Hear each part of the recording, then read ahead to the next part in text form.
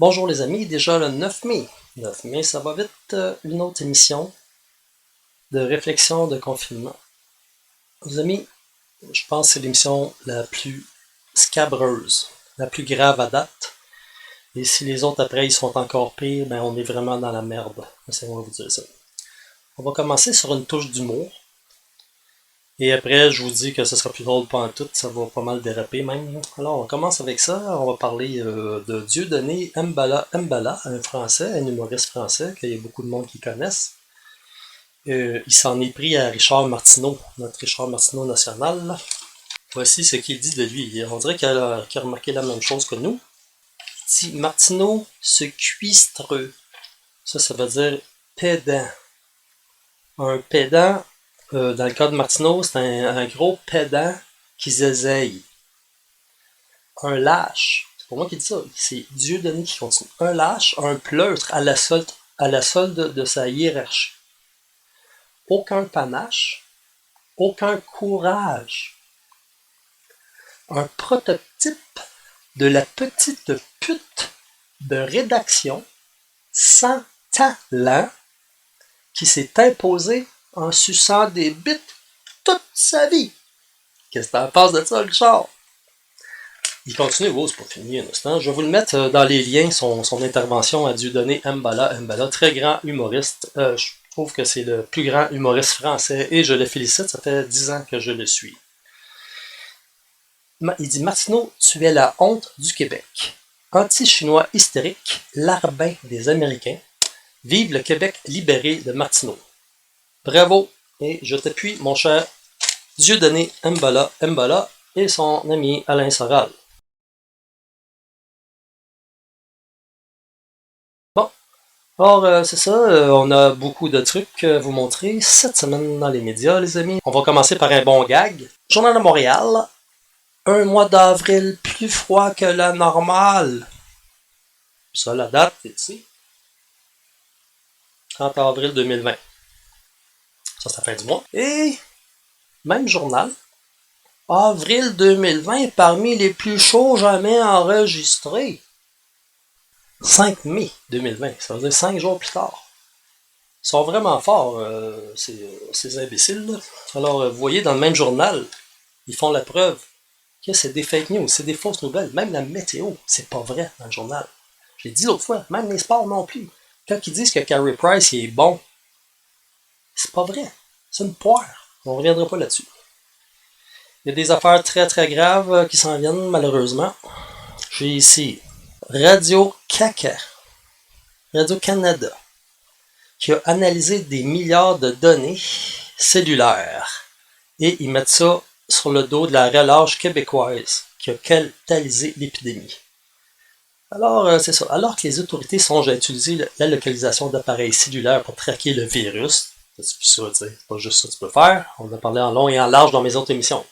Radio-Canada a eu accès aux données de 7,9 millions de téléphones au pays. Qu'est-ce que c'est ça? Et ils ont analysé à quel point les Québécois ont multiplié leurs déplacements au pire moment, en pleine semaine de relâche, lorsque le gouvernement sous-estimait la présence du COVID-19 sur le territoire. Pas le COVID-19, le Corona Bill Gates. C'est ça le nouveau nom. Le Corona Bill Gates. On devrait donner le nom à Bill Gates, à ce microbe de laboratoire. Radio-Canada qui se met à analyser les données. Qui se prennent, c'est qui? C'est la police, ça? Radio-Canada qui se met à son gros nez dans les données privées.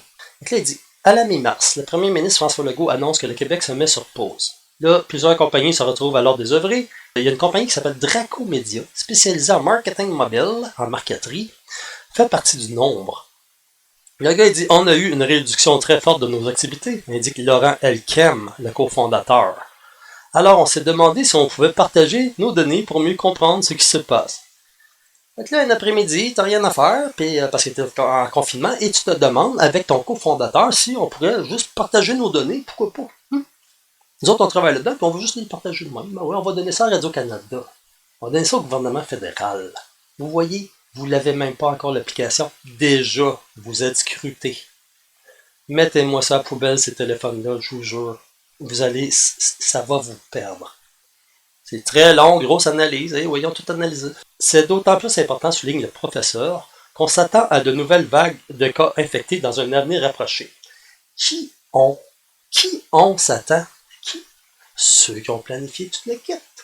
C'est tout organisé, puis je vais vous dire un scoop. Le virus qui a été créé, là, il n'est pas assez fort. Il n'est pas meurtrier. Donc, tout leur plan, ils le précipitent. Parce qu'ils voient que ça ne marche pas, ils rentrent dans le mur. C'est de la fuite par en avant, le point de non-retour. C'est un putsch raté. Et là, il y a des têtes qui vont tomber et il y a du sang qui va couler. Garanti. Ça se passera pas deux fois une affaire de Bill Gates, de Corona Bill Gates, c'est impossible. Radio-Canada et Draco-Média ont pris le soin d'anonymiser et d'agréger les données pour rendre impossible l'identification d'un individu. Ben oui, on va vous croire. Les médias qui disent que dans le même mois, c'est le plus froid que j'ai jamais eu, puis le plus chaud que j'ai jamais eu, dans le même journal, qu'à 5 jours de différence, c'est eux qu'il faut faire confiance dans l'anonymation de nos données. Hey, ils prennent le monde vraiment pour des poires. Mais une douzaine d'institutions et de compagnies se sont déjà proposées au Québec et au Canada pour créer des applications qui permettraient de retracer les contacts entre une personne infectée et le reste de la population. Fait que, aussitôt qu'ils décident que vous êtes infecté, ils prennent votre cellulaire et ils font le tour de vos contacts pour aller les chercher eux aussi. On est en pleine rafle nazie. C'est comme les SS, mais mondiaux. Les SS mondiaux. Là, je vais vous passer, pour vous prouver que c'est grave, regardez bien ça, les amis. Je vais vous passer un discours, je pense à un gouverneur d'un État américain, qui est en train de dire que là, il y a des gens qu'il va falloir qu'on aille chercher dans les familles. Ceux qui ont le coronavirus, il faut aller les chercher. Mais il y en a qu'on ne pourra pas isoler à la maison parce qu'il y a juste une salle de bain, puis des fois, il y a 4 personnes. Chaque personne qui est infectée doit avoir sa propre salle de bain. Donc, on doit l'amener dans un endroit spécial.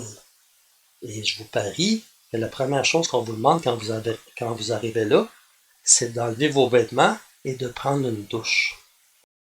Qu'est-ce qui va arriver après? En tout cas, je vous le passe.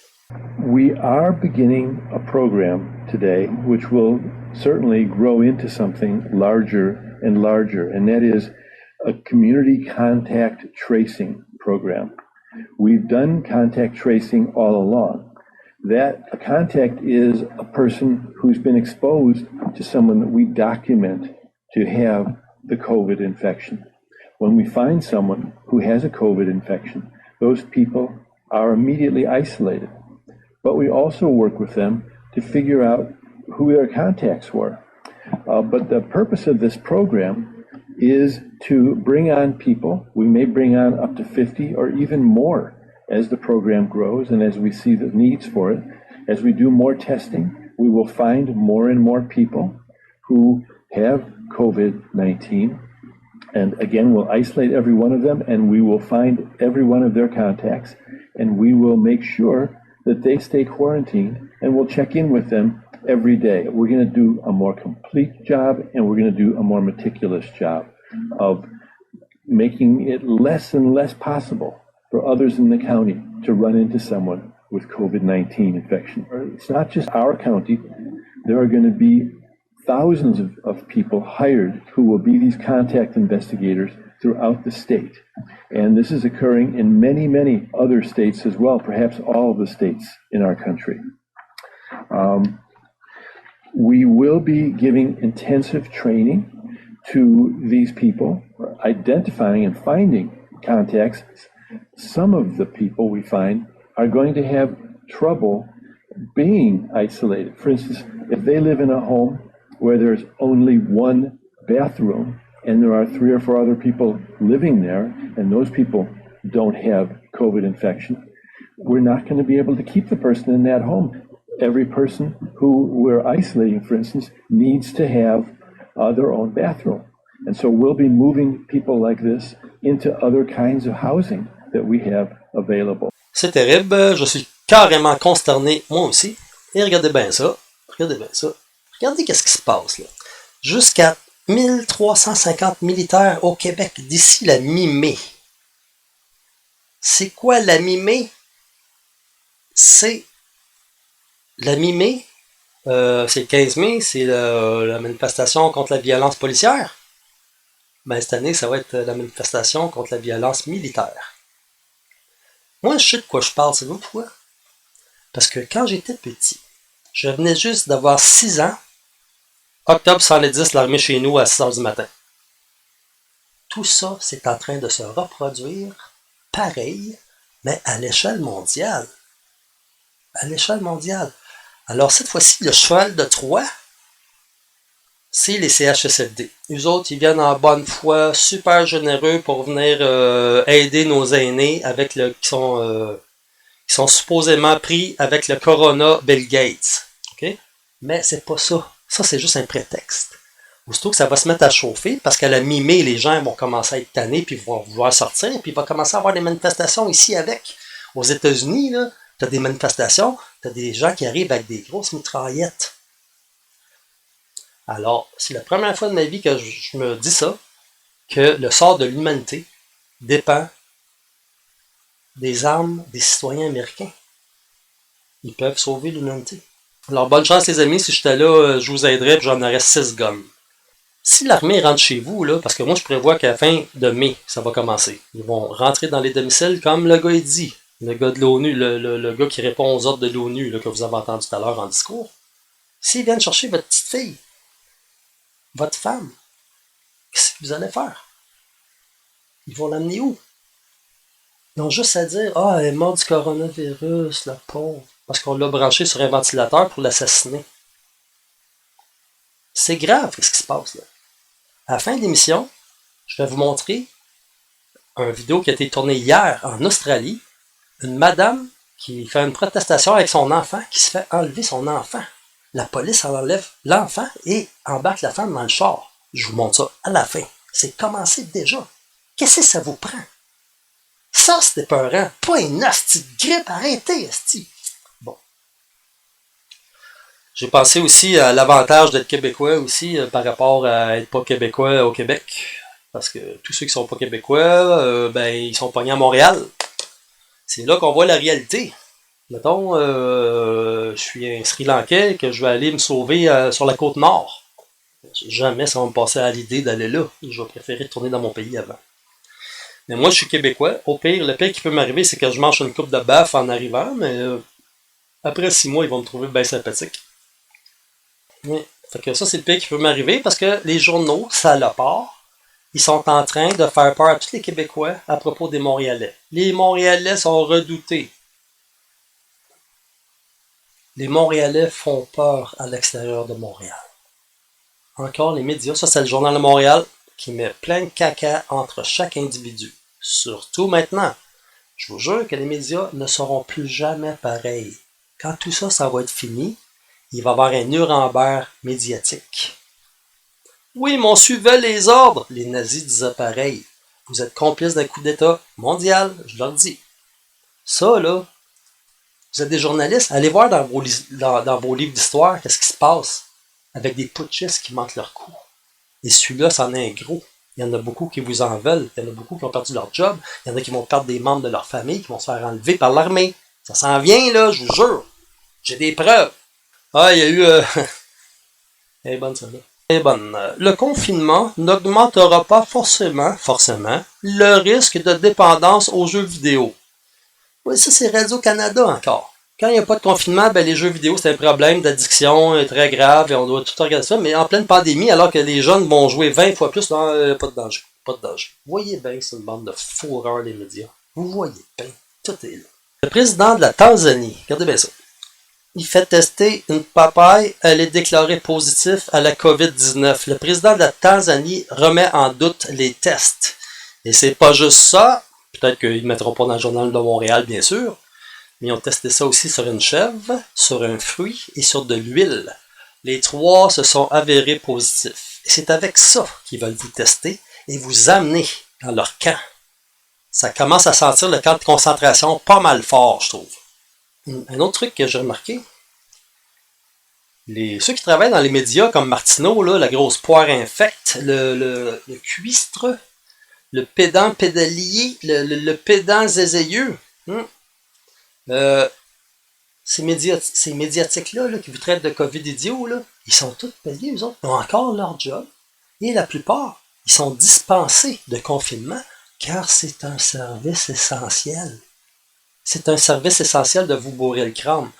J'ai un ami qui est allé à Laval ce matin. Il est allé en métro, puis il est revenu en métro, puis là, il m'a dit, en revenant, à chaque station, tu avais des dizaines de personnes de coucher à terre sur la rampe, sur les bancs, et quand les portes s'ouvrent, tu entends des cris, des hurlements de mort, comme si c'était des fous qui hurlaient en hystérie à chaque station. On voit pas ça dans les nouvelles, on peut pas le savoir. On est tous confinés. On est à la merci de ces menteurs médiatiques qui nous traitent de COVID idiot. Moi, j'ai connu Octobre 70, j'étais petit, je venais juste d'avoir 6 ans, mais quand même, ils ont kidnappé mon père. Ils l'ont emmené je sais pas où. Mon père a jamais voulu en parler. Il m'a jamais parlé d'Octobre 70, il disait qu'il s'en souvenait plus. Mais moi, je me souvenais qu'il avait acheté une 303 juste avant. Mais il n'a pas eu le temps de s'en servir, ils l'ont pris par surprise. Regardez bien ça. À l'époque, ce qui a amené la crise d'octobre, c'était le FLQ. Ça faisait presque 10 ans que ça durait déjà. Le FLQ, ça a commencé par un mouvement de droite et ça finit par un mouvement de gauche. Quand la crise d'octobre elle a éclaté, ben, c'était rendu à gauche, le FLQ. Alors, ça a commencé par le FLQ. Après ça, il y a eu le meurtre de Laporte et l'armée est arrivée. Mais ce qui est bizarre maintenant, et je pense encore à Justin Trudeau qui essaie tout le temps de refaire les coups à son père, mais ça finit tout le temps à son désavantage. Il fait à l'envers. Il essaie de faire avec Trump qu'est-ce que son père il a fait avec l'évêque, l'isoler. Mais ça n'a pas marché parce que Trump, c'est pas l'évêque. Et ce coup-ci, ça risque de se passer à l'envers. Parce que là, c'est pas à cause de FAQ que l'armée arrive ici, c'est à cause du Corona Bill Gates. Donc l'armée arrive ici. Après ça, mettons un gars comme Arruda, il fait un petit tour de valise de char, ça se peut. Puis après ça, il y a un mouvement comme le FLQ qui va partir pour essayer de mettre fin à tout ce coup d'État mondialiste. Ça, c'est le style de Justin Trudeau. Un raté. Un raté. Il peut pas se faire tirer, c'est un raté. Trudeau refait tout ce que son père fait, mais à l'envers. Il perd tout le temps. Là, c'est ça, j'ai des amis qui sont déchirés. Parce qu'il y a un retour à l'école, je pense, le 13 mai, quelque chose comme ça. Et moi, mes amis, ils veulent pas. Et je les comprends, parce que j'ai eu un document hier d'une école du Québec. Et c'est un correspondant irlandais qui parlait d'une école du Québec qui veut rester dans l'anonymat. Qui veut faire une nouvelle expérience d'éducation, car plus jamais, ça ne sera plus jamais pareil. Tenez-vous bien, les amis, je vais vous le traduire sur la narine. Je vous traduis ça sur la narine. Oh, Mao Dumont ici. Mao Dumont. On salue. Allô, Mao. Ça va? On va enlever ça un instant. Bon. Regardez bien ça. Je vous traduis ça sur le fly, d'accord? Ok, nos directives pour réouvrir. Alors, pour minimiser le mouvement, nous prévoyons diriger les étudiants aux classes qui sont situées le plus près de l'entrée de la rue Berlin pour tous les 3 étages, si nécessaire seulement. Alors, ça doit être l'entrée sur le bord. Une fois assigné à une classe, l'étudiant va passer toute sa journée entière, incluant le dîner, sur sa chaise. C'est pas déjà assez plate l'école, mais là, c'est vrai que ça semble un camp de concentration pour les enfants. Alarmez-vous, c'est ça qui s'en vient de votre côté. Puis qu'est-ce qui vous dit qu'ils ne testeront pas avec le truc de papaye là, qui teste positif à tout le monde, même les fruits, même l'huile, même les animaux. Et là, vos enfants, ils ne reviennent plus à la maison. Où est-ce qu'ils sont? Ils sont morts du COVID, ils étaient infectés. Qu'est-ce que vous faites là? Après ça, les étudiants doivent s'attendre à être regroupés sur une base du nombre des étudiants qui vont retourner à la maison. Ça, je ne comprends pas, là, je ne suis pas capable de traduire ça. Les étudiants ne doivent pas s'attendre à revenir dans leur classe régulière avec leurs anciens camarades de classe. Voyez-vous qu'est-ce qu'ils veulent faire avec les enfants, là? Ils veulent faire une génération de drones soumis et dociles. On repasse la photo à Madame Guilbeault ici, on voit qu'est-ce qu'elle fait en confinement. Votre enfant pourrait ne pas avoir le même ou les mêmes professeurs qu'avant. parce qu'il y a plusieurs membres d'un personnel qui ne reviendront plus à l'école. Les mêmes professeurs qui ne reviennent pas à l'école vont continuer quand même de travailler et vont garder un contact avec les étudiants, un contact rapproché, à partir de leur foyer, comme le gouvernement l'a recommandé. Les activités complétées pendant les classes ne seront pas évaluées ni notées. Mais qu'est-ce qu'ils vont foutre là alors? Tu sais, il y a beaucoup de monde qui vont dire « Ah, on va les éduquer à la maison. » Ouais, mais il y a beaucoup de parents que, premièrement, ils n'en ont pas d'éducation, ils font plus dur encore que leurs enfants, et ils sont pognés pour travailler. Et les enfants d'immigrants, eux, ils parlent français, mais pas les parents. Ils vont faire quoi? Aucun matériel physique ne sera transporté aller-retour entre la maison et l'école.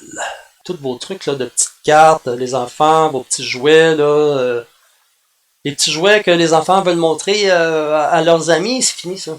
C'est fini parce que de toute façon, ils n'en auront plus d'amis. Ils vont se méfier de leurs amis. Regardez la suite. Les étudiants doivent inclure dans leur boîte à lunch, leur boîte à dîner, un petit sac de poubelle et de recyclage qu'ils vont ramener à la maison pour en disposer chez eux, chez lui. Tous les étudiants doivent apporter dans leurs effets personnels une bouteille étiquetée et remplie d'eau parce que les fontaines ne seront pas disponibles. Ils vont toutes les fermer. Et pour finir, la première page, ça c'est juste la première page, l'autre est pire, tenez-vous bien. Tout partage d'items, exemple, crayon, plume, exoire, crayon en cire, règles et jouets ne sont pas permis.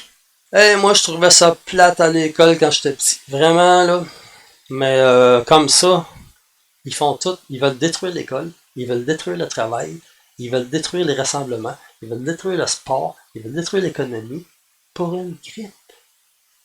Allumez-vous, là. Comment vous faites pour avoir peur de ça? À cause de la TV vous leur donne. Ce coup-ci, ce ne sera pas les Juifs la cible. Ce coup-ci, la cible, ça va être ceux qui n'ont pas peur de ça, qui n'ont pas peur de cette grippe-là, qui n'y croient pas. C'est eux. Et je vous passe une vidéo d'une madame de l'ONU qui est en train de dire que ceux qu'il faut chercher, c'est ceux qui ne veulent pas le vaccin. Comme moi. Alors, voici la madame qui parle. As levels of trust fall and people stop cooperating with response efforts. This is a massive problem, one that threatens governments and trusted institutions. National governments are considering or have already implemented a range of interventions to combat misinformation. Penalties have been put in place for spreading harmful falsehoods, including arrests. Vous voyez bien c'est quoi leur problème? Corona, Bill Gates. C'est ça le problème. Quand la météo le permettra, il va y avoir des récréations qui vont se tenir à l'extérieur et les enfants vont devoir marcher à l'extérieur de façon sécuritaire, distanciés les uns des autres dans un motif préarrangé. Pareil comme une prison. Quand les prisons ils sortent, ils tournent en rond, puis il y a un gardien de sécurité dans le milieu. Alors là, ils vont dire, les enfants, on marche comme ça, et ça va être le professeur qui va superviser. Exactement comme une prison. Ils sont en train de transformer le système d'éducation québécois en camp de travail, en camp de concentration, pour les casser psychologiquement. Les rassemblements, entre parenthèses pour vous l'expliquer, des groupes d'étudiants ensemble ne seront pas permis. Donc tu vas aller, il n'y aura pas de récréation, il va y avoir une petite marche quand il fait beau, tu n'auras pas le droit de te rassembler, peut-être même pas de te parler, de toute façon tu vas avoir peur de l'autre petit garçon qui va être assis super loin de toi. Les déplacements à travers l'école seront limités durant toute la journée. Si le petit garçon il va aller aux toilettes, ses visites à la toilette, ils vont être monitorisés et escortés. C'est-à-dire, ils vont être supervisés et escortés pour que les désinfections d'usage soient prises avant qu'un autre étudiant vienne utiliser les installations. Suite aux recommandations du gouvernement, les masques et les gants ne seront pas fournis. Mais le petit gars qui les amènera pas, il va se faire parler fort par les autres élèves. Un beau climat, hein? Les étudiants sont certainement bienvenus à amener ces items de la maison, c'est-à-dire les gants et les masques. Et ils sont aussi invités à amener leur propre désinfectant personnel avec eux s'ils le désirent. Les casiers ne seront plus utilisés Les étudiants vont placer leur manteau de printemps en arrière des chaises qui leur ont été assignées et leur sac d'école en dessous de leur bureau assigné. Toute beauté. Il n'y aura plus de cafétéria. Il n'y aura plus de journée de pizza ou de yogourt glacé. C'est fini tout ça, les enfants. Un camp de concentration, c'est un camp de concentration. Puis ça, c'est la préparation au camp de concentration. C'est comme une mini-prison. Pour plus tard, si tu n'écoutes pas, tu vas aller dans une vraie prison, tu vas savoir c'est quoi déjà. Ils te le montrent, là. Pauvres enfants qui ne seront pas en forme. Il n'y aura aucune activité physique dans le gymnase. Pas de classe d'art. Même si des projets d'art et d'artisanat peuvent être promus comme des suggestions venant de la maison ou du foyer. Pas de période de lecture à la bibliothèque et pas de classe dramatique, pas de classe de théâtre. Il va y avoir quoi? Vous allez leur montrer comment se laver les mains 8 heures par jour. Vous allez leur faire peur, vous allez les traumatiser, vous allez les tester. C'est ça le monde qui nous prépare l'ONU, les mondialistes, ceux qui ont raté leur putsch. Et là, c'est la fuite par en avant comme une poule pas de tête, ça va finir mal votre affaire. Il n'y aura pas de levée de fonds ni d'activité parascolaire. Il n'y en aura pas. Les parents volontaires, ils ne seront pas admis. Nous recommandons que votre enfant apporte un livre ou deux qui l'intéresse de sa maison pour lire. Demandez aux enfants, c'est une garderie, c'est quoi? Amenez, Didi qui amène un livre ou deux ou trois, qui aime. Mais s'il l'a pas lu, il ne sait pas s'il l'aime. C'est une école, ça. Vous êtes sûr que c'est une école? Ça marche pas pantoute. Au Québec, c'est. Les étudiants avec la fièvre ou des symptômes seront retournés à domicile. Moi, je suis pas sûr de ça. Moi, je pense qu'ils vont tous les tester, je leur dis encore, et qu'ils vont dire qu'ils sont positifs, et ils vont les enlever. Ils veulent rafler tout le monde, ils veulent faire une rafle mondiale. C'est sauté ben là.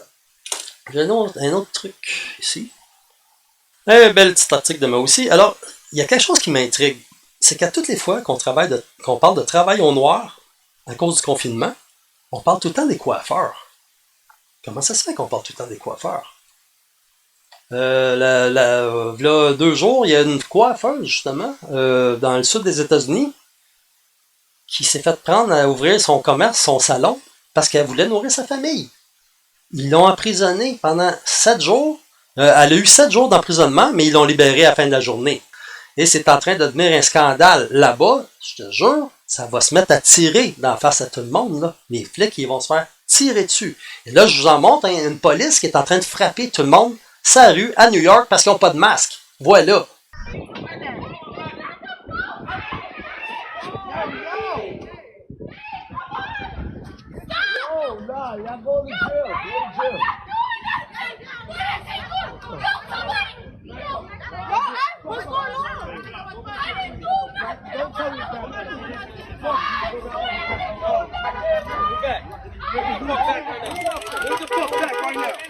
Move the fuck back.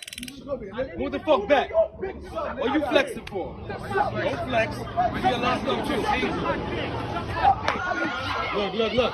He ain't even do nothing. He's home. He ain't even do nothing. He ain't even do nothing. Look. He ain't even do nothing. He ain't even do nothing. He's pussy.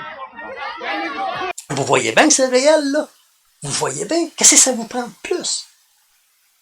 Oh, vous voulez que je vous montre des polices qui enlèvent des enfants sur la rue? Voilà!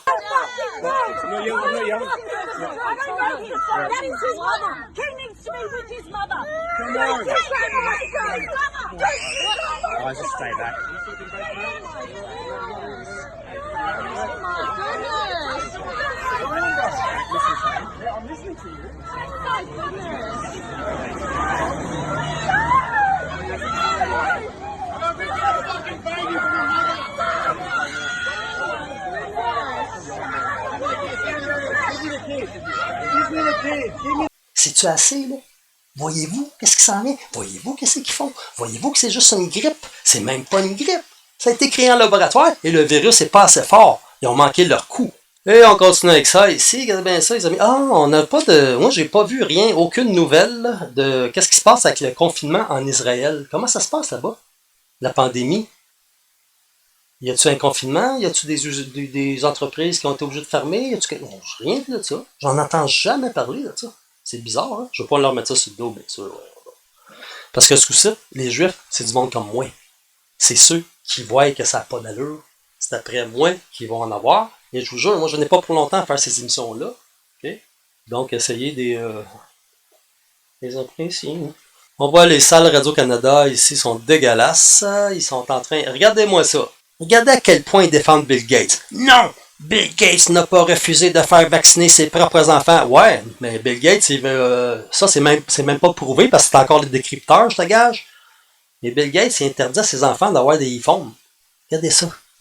Oh, beaucoup, ça se donne beaucoup de peine. Regardez ça, toute la peine que ça se donne. Et regardez, ça continue. Ça continue. Il y en a plein. Tout pour défendre Bill Gates. Radio-Canada, ah, mais ça continue ici aussi. Non, Bill Gates ne veut pas vous implanter une micropuce à l'aide d'un vaccin. T'es-tu capable de me signer un papier sur ça, Nicolas? T'es-tu capable de me signer un papier? Pour prouver tes dires, pour qu'on puisse revenir sur toi après. Regardez, hein, ça le protège, hein, le Corona Bill Gates. Le diable en personne. L'homme qui vaut 1250 Adolf Hitler à lui tout seul. Il y a 1250 Adolf Hitler qui rentrent dans un seul Bill Gates, vous vous rendez-vous compte? Hey, ça le protège. Sans dépense d'énergie, hein? T'as dû recevoir un gros chèque de Bill Gates, hein? Mais ça continue. Non! Ça commence tout le temps par non. Non! Bill Gates n'a pas prédit la pandémie de COVID. C'est faux! Et là, est-ce qu'il y a beaucoup de textes? Hey, ça doit prendre du temps à faire toutes ces recherches-là. Je te gage que la recherche, elle arrive déjà toute faite. Fait que c'est très pathétique. C'est beau, on a fini. Fait que c'était une très très bonne émission. Surtout Martineau. Je suis bien content qu'il te fasse répondre, gros tabarnak. Et c'est bien mérité. C'est bien mérité.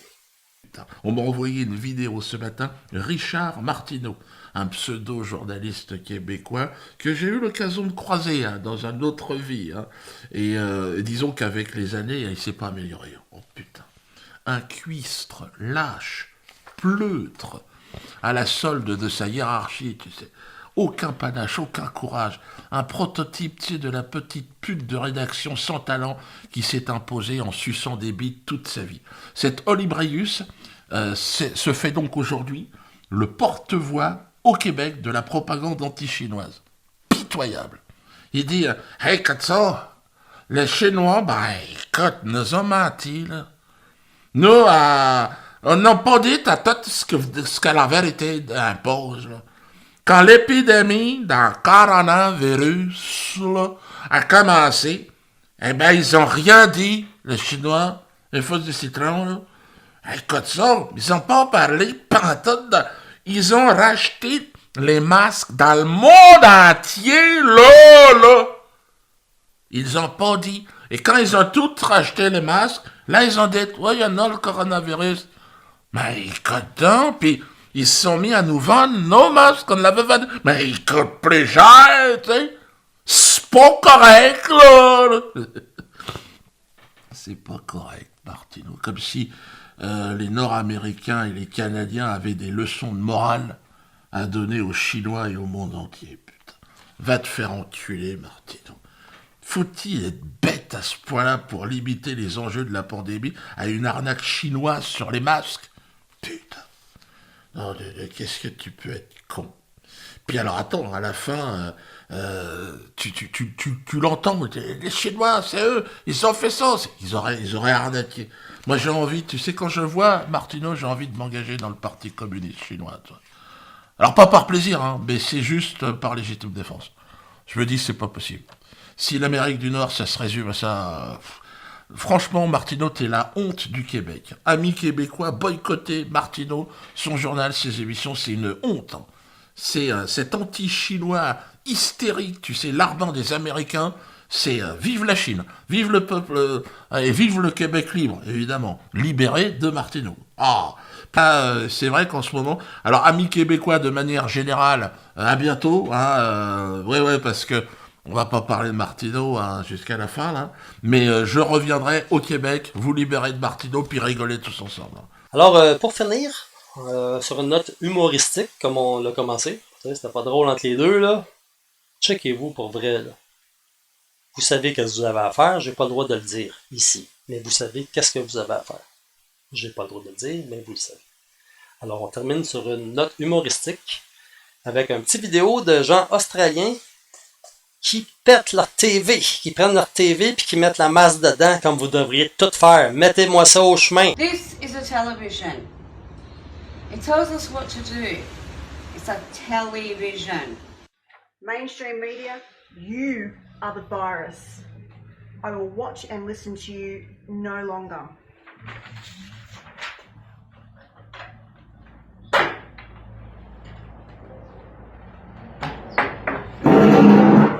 My message to you.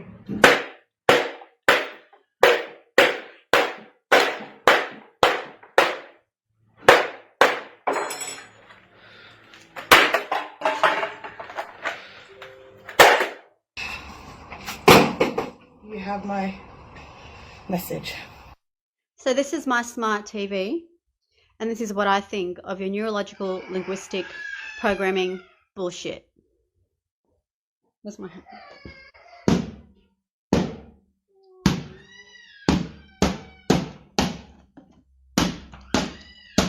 Fake news. You can all go and get stuffed. We're not going to buy newspapers anymore or watch your bloody TV because you can't tell the truth. So piss off. No longer will we be programmed by your TV programs.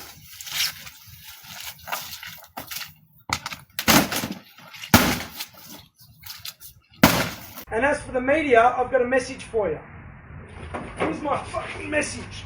No longer will we be programmed. No longer. This is what we think of the media. This is what I think of your Freemason, your COVID-19 bullshit propaganda on all your media outlets.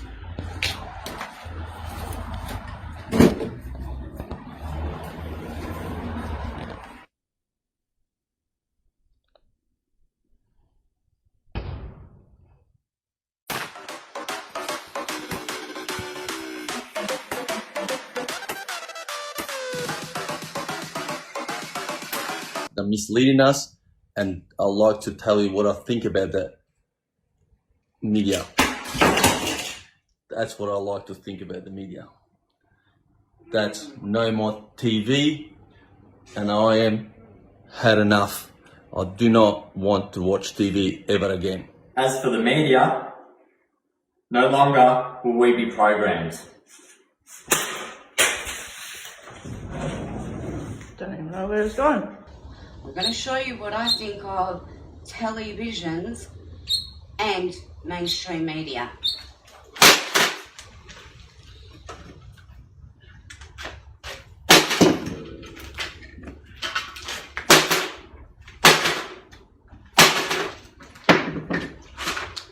No more lies. Power to the people. What I think we all should do is stop listening to the media and do this. Oh. She's crazy, man. See this? And this monitor? This is what it gets.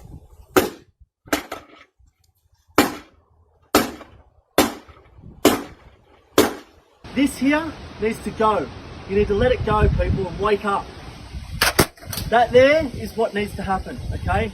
Now, this is another word to the government. At the Australian media, they're all full of shit, and state and federal fucking politicians need to go to jail for this. Divided we fall, united we stand. Wake the fuck up, Australia! Ok, c'est ça, les amis. C'était l'émission numéro 11 de Réflexion de confinement. Moi, il me reste 3 semaines avant de déménager. C'est un peu plus positif, mon affaire. Je dis pas où je vais, parce que je dis même pas comment je m'appelle. Je suis pas fou. Il va y avoir des descentes à domicile, des descentes militaires. Je le sais, je l'ai vécu en 70. C'est pire cette fois-ci, parce que cette fois-ci, c'est faux. C'est déjà faux en 70, c'était déjà tiré par les cheveux. Mais ça, c'est faux. C'est les Nations Unies avec un microbe qui est pas assez fort, qui ont manqué leur coup, et là, ils essaient de rentrer face en avant dans le mur. Et les médiatiques, comme Michel David et compagnie, tous ces croutons-là qui s'en vont prendre leur retraite, là, vous allez vous faire voler votre retraite. C'est plate, hein? Parce que vous êtes à la veille de la prendre. Parce que de toute façon, vous n'aurez plus de job, votre journal ferme tout de suite après. Fait que, les amis, je vous souhaite une bonne soirée. Et j'espère qu'il va y avoir une 12e émission. J'espère. Bye.